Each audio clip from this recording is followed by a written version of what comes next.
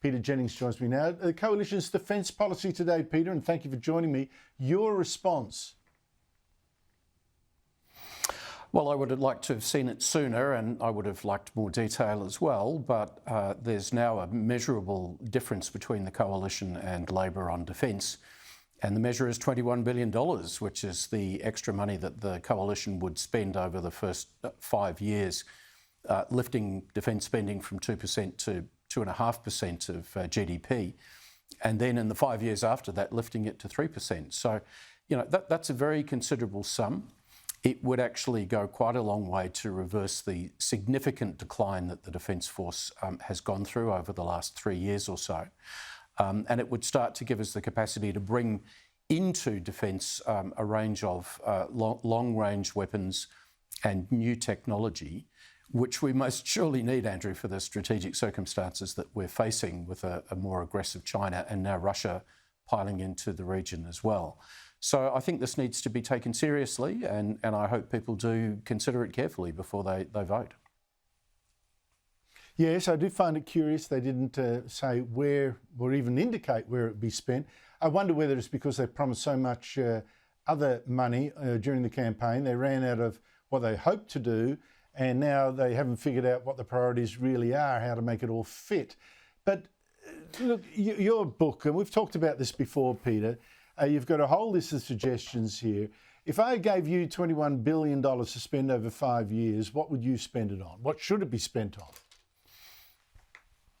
The first thing I'd do is look for weapons that have got range and can deter aggression in our region. And so that would make me look to things like the long-range strike bomber, the new one, the B-21 that's rolling off production lines in the United States. I think we're going to have to urgently address the failure of the Collins-class submarine, the significant delay now in upgrading those submarines, because I suspect what's going to be found is that they can't be upgraded, and therefore to avoid a gap between the Collins retiring and the nuclear submarines arriving, we're going to need some sort of interim capability. And then finally, Andrew, stemming the flood of people leaving the Australian Defence Force because they know that this current government doesn't have their back. They've watched the Defence Force lose so much capability that I don't think we could in 2025 mount a large-scale stabilisation operation like we did in East Timor 2.5 decades ago. And so finding ways to make people want to join and to see the value of military service, I think that's where my priority would go. Honestly, when you say that, Peter, that we couldn't even mount an East Timor type operations, think really what that means, viewers. East Timor, we were fighting a militia with shotguns and bows and arrows.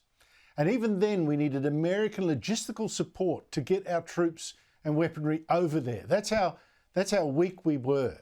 And now we can't even do that when the world's biggest army is threatening us. Peter, that is such a frightening thought. True though, Andrew. I mean, we don't have the troop lift capability with helicopters because the government inexplicably grounded them and buried cut the helicopters up and buried them. We don't have the logistic support capability because the government took a decision not to buy 2 support ships for the Navy. The list goes on, a significant reduction in the numbers of armoured vehicles that are being produced. We've cut significantly the current Defence Force in order to pay for what I call the fantasy force, Andrew, which is the future force we'll get at least in 10 or 15 years' time with the new submarines. But of course, you know, the force we need is the force that's going to address the strategic downturn in the second half of the decade. And that is terribly under-equipped at the moment and leading to a significant morale problem in the ADF. Honestly, Peter, this is just so sad. Just finally then, there's criticisms of the Coalition's plans, fair enough.